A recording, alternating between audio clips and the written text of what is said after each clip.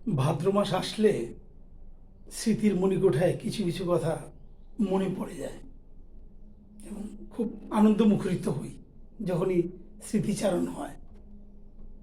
তখন আমি ঢাকার পার্শ্ববর্তী উপজেলায় নবাবগঞ্জ শাখায় কর্মরত। সে ভাদ্র মাসে নৌকা বাইচ, অনেকেরই এটা গ্রাম অঞ্চলে এই উৎসব দেখে থাকেন। খুব আনন্দ উৎসব নদীর মধ্যে। সেই নৌকা বাইচ ভাদ্র মাসে সচক্ষে দেখার সুযোগ হয়েছিল আমার। সম্ভবত যতদূর মনে পড়ে ভাদ্র মাসের 1 তারিখ নৌকা বাইচ শিকারি বেড়া থেকে শুরু হয়। ভাদ্র মাসের 2 তারিখে দেওতলা থেকে, ভাদ্র মাসের 3 তারিখ নবাবগঞ্জ থেকে, এবং ভাদ্র মাসের 4 তারিখ কোমরগঞ্জ থেকে, কোমরগঞ্জ হাট, এবং ভাদ্র মাসের 5 তারিখ কৈলাইল থেকে শুরু হয়। হয়তো আমার ভুল হতে পারে দিন তারিখ, যারা ওদিকে আছেন নবাবগঞ্জের অধিবাসী তারা বলতে পারবেন, সরি ভুল হতেও পারে। ইসামতি নদীর সেই নৌকা বাইচ মানে কি যে একটা আনন্দ!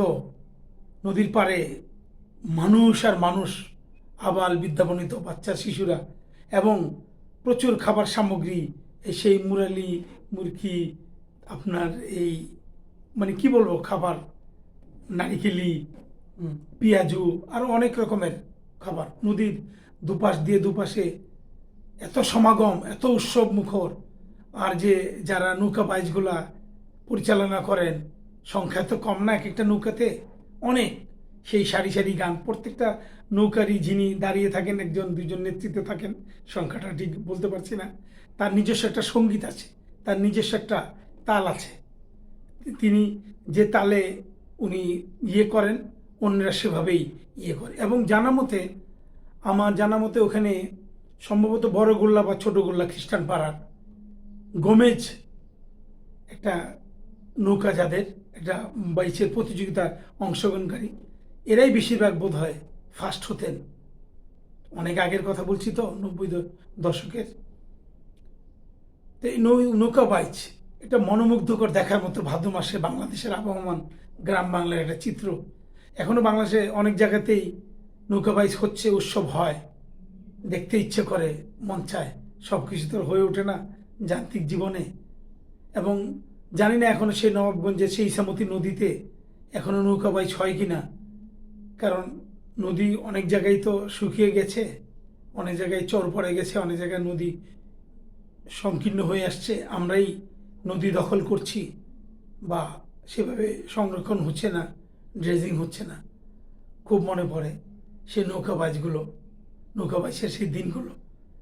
সেই নদীর পাড়ে দাঁড়িয়ে আমি একটা ছোট নৌকায় পাশে উঠে নৌকায় চড়েছিলাম, এবং সেই ভাজা পোড়াগুলো খাচ্ছিলাম। সেই বিকেল, সেই ভাদ্র মাসের সেই বিকেল, সেই নৌকা বাইচ মনে পড়ে।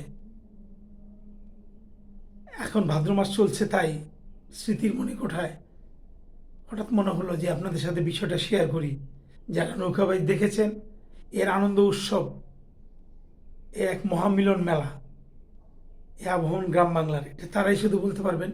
আর এমনি আমরা ইউটিউবে, টিভি চ্যানেলে নৌকা বাইচ দেখা আর সরাসরি নদীতে গিয়ে নৌকা বাইচ উপভোগ করা তো এক জিনিস নয়, এর আনন্দই অন্যরকম। ভালো থাকবেন। ফি আমানিল্লাহ। আসসালামু আলাইকুম।